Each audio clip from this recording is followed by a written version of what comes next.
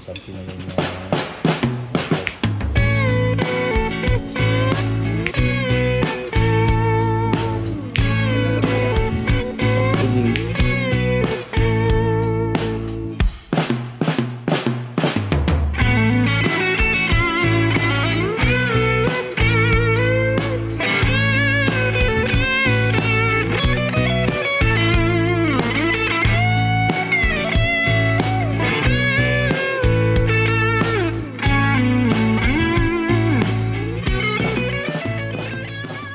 Kamusta?